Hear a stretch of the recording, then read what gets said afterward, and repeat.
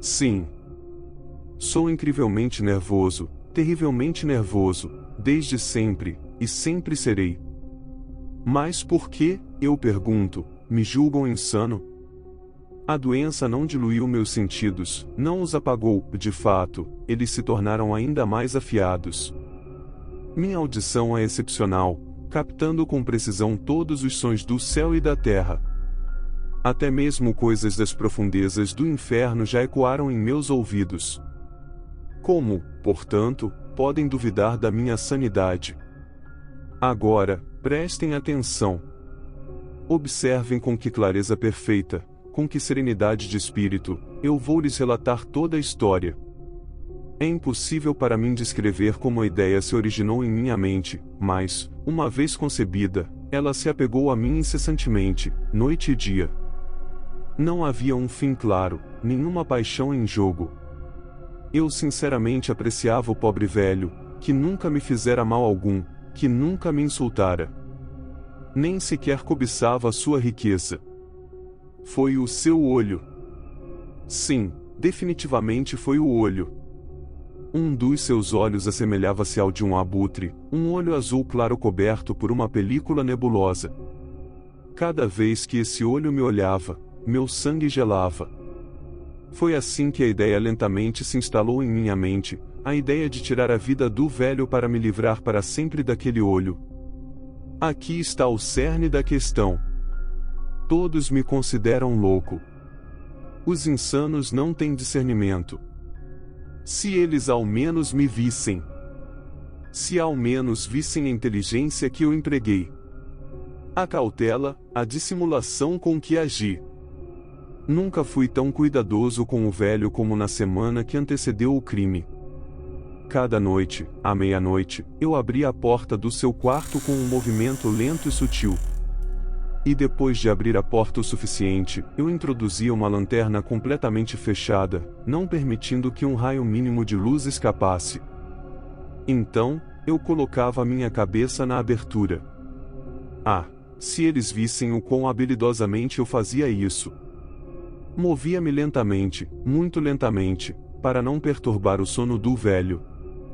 Levei mais de 1 hora para conseguir passar a cabeça pela abertura, muito antes de conseguir vê-lo deitado na cama. Um louco agiria com tal prudência? Após ter minha cabeça dentro do quarto, eu liguei a lanterna com extremo cuidado, pois o gonzo rangia.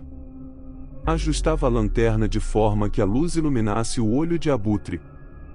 Fiz isso por 7 longas noites, à meia-noite, mas sempre encontrava o olho fechado, o que me impedia de completar minha tarefa. Foi por isso que afirmei que não odiava o velho. Era o maldito olho que eu odiava. Todas as manhãs, ao amanhecer, eu entrava corajosamente em seu quarto, conversava com ele, tratando-o pelo seu nome com grande cordialidade e perguntando sobre sua noite. Certamente ele teria sido um ator excepcional para não suspeitar que, todas as noites, à meia-noite em ponto, eu o observava enquanto dormia. Na 8ª noite, fui ainda mais cuidadoso, abri a porta com extrema precaução. Minha mão moveu a porta com a lentidão de um ponteiro de relógio. Naquela noite, senti o poder das minhas habilidades e da minha sagacidade como nunca antes. Mal conseguia conter a alegria que o sucesso me proporcionava. Imaginei como estava ali, abrindo a porta lentamente, sem que ele sequer sonhasse com minhas ações ou pensamentos secretos. E vocês acham que me retirei por causa disso? Não. O quarto estava mergulhado na escuridão absoluta devido às janelas que haviam sido cuidadosamente fechadas por medo de ladrões. Sabendo que ele não podia ver a porta entreaberta, continuei empurrando-a lentamente. Eu já tinha passado a cabeça pela abertura e estava prestes a acender a lanterna quando meu polegar escorregou no fecho de ferro, e o velho se sentou na cama, gritando: "Quem está aí?" Eu permaneci completamente imóvel, sem proferir palavras. Durante 1 hora inteira, não movi um músculo sequer, e tampouco ouvi o velho retornar para a cama. Certamente, ele continuava sentado, atento, da mesma forma como fiz durante as 7 noites anteriores, escutando o constante tic-tac do relógio de parede. Então, de repente, surgiu um gemido abafado, um som que eu reconheci como o eco de um terror profundo. Não era um lamento de dor ou tristeza. Não, era o gemido sombrio e sufocado que emerge das profundezas de uma alma aterrorizada. Eu conhecia bem aquele gemido.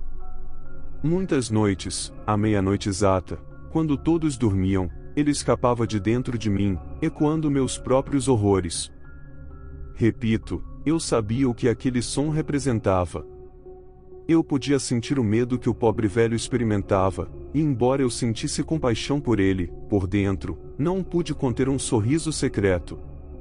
Eu sabia que ele permanecia acordado desde que se mexera na cama ao primeiro som que fiz. Seu medo crescia constantemente.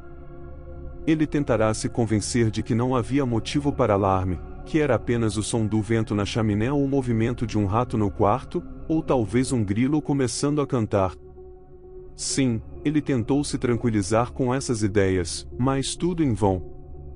A sombra da morte pairava sobre ele, e ele sentia, mesmo sem ver ou ouvir nada, que minha cabeça estava dentro do quarto.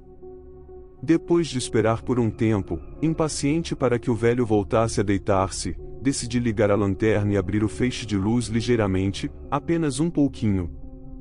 Fiz isso com uma cautela que é difícil de imaginar, até que um fraco raio de luz, como uma teia de aranha, escapou da abertura e pousou no olho de abutre. O maldito olho estava aberto, completamente aberto, e minha fúria aumentou assim que o vi. Eu podia ver claramente, o azul claro coberto pela película hedionda que congelava meu sangue nas veias. No entanto, eu não conseguia enxergar o rosto ou o corpo do velho, pois direcionei o feixe de luz instintivamente apenas para o ponto amaldiçoado. Em seguida, como mencionei anteriormente, meus sentidos aguçados me traíram, e eu ouvi um som abafado, constante, semelhante ao tic-tac de um relógio envolto em algodão. Eu reconheci aquele som.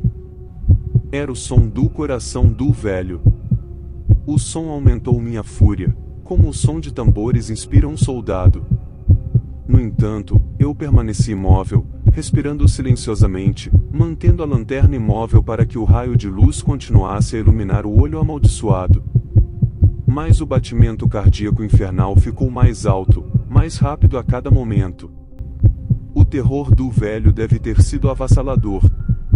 O som do coração, como eu disse, crescia em intensidade, a cada instante mais apressado. Você percebeu todos os detalhes que compartilhei até agora? Lembre-se de que mencionei ser extremamente nervoso, e de fato sou. Naquela noite, no silêncio assustador da casa, esse som estranho invadiu meu ser de um medo incontrolável. Mantive minha calma por mais alguns minutos, mas o som ficou cada vez mais alto, continuamente mais alto. Eu comecei a temer que os vizinhos pudessem ouvir. A hora do velho estava chegando, e em um grito alto, abri abruptamente a lanterna e entrei no quarto. O velho emitiu apenas um grito, apenas um, pois eu o empurrei para o chão, virando e colocando o travesseiro sobre seu rosto. Nesse momento, sorri ao ver meu trabalho quase concluído. Mas, por alguns minutos, o coração ainda continuou a bater, emitindo um som abafado que não me preocupou, pois era inaudível através da parede. Finalmente, ele parou. O velho estava morto. Levantei o travesseiro e examinei o corpo. Sim, estava morto, rígido e sem vida. Coloquei minha mão sobre seu coração, mantendo-a ali por alguns minutos. Não havia mais pulsação. Ele estava morto e rígido. Seu olho, portanto, não me atormentaria mais. Se persistem em rotular-me como louco, então permitam-me dissipar essa suposição ao descrever as inteligentes precauções que tomei para ocultar o cadáver.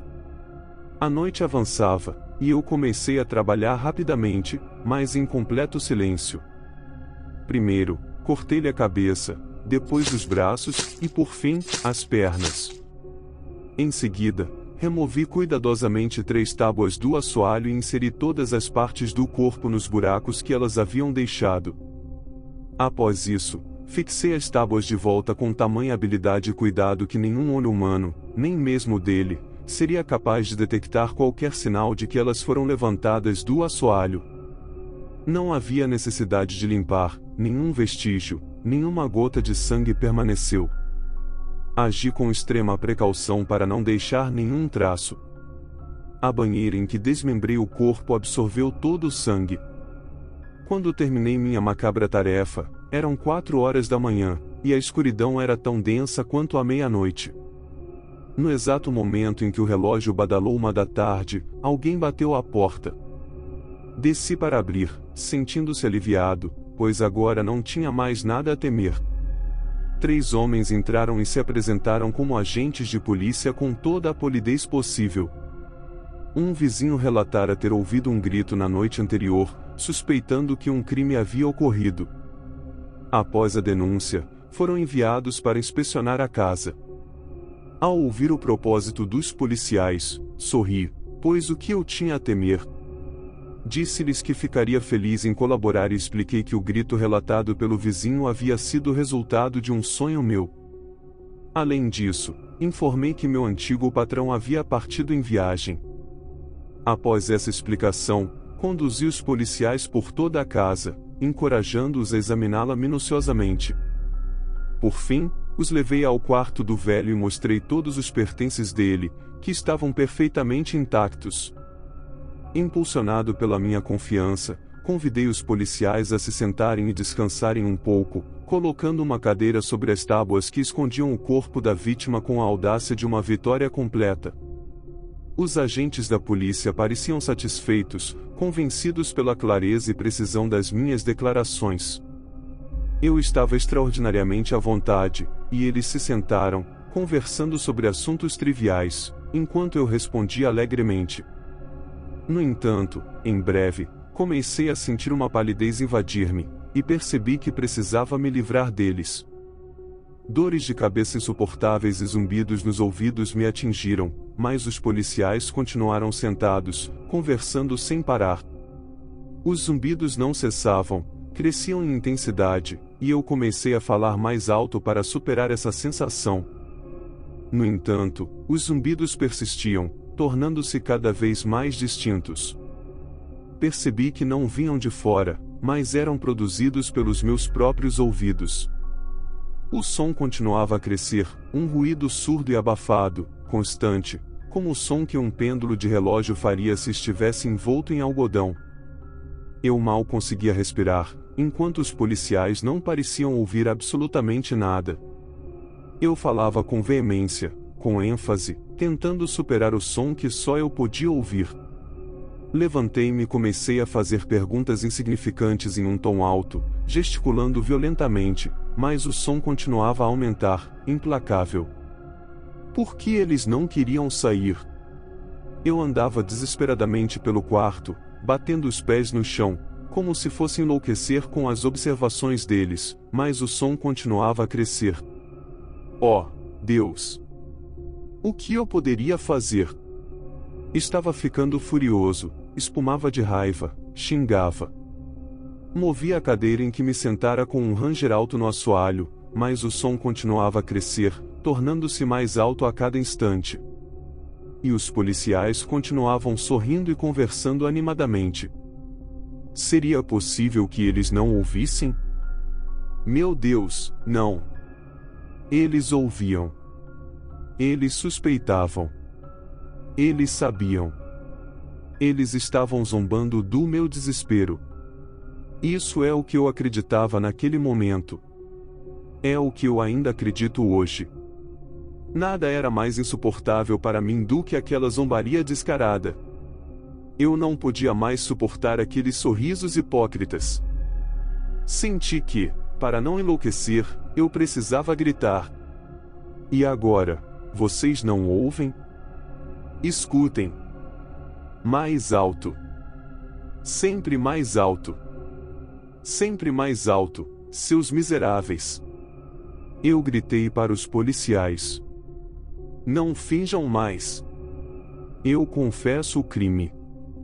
Arranquem essas tábuas. É ali que ele está. É ali. E esse som que vocês ouvem é o batimento do seu abominável coração.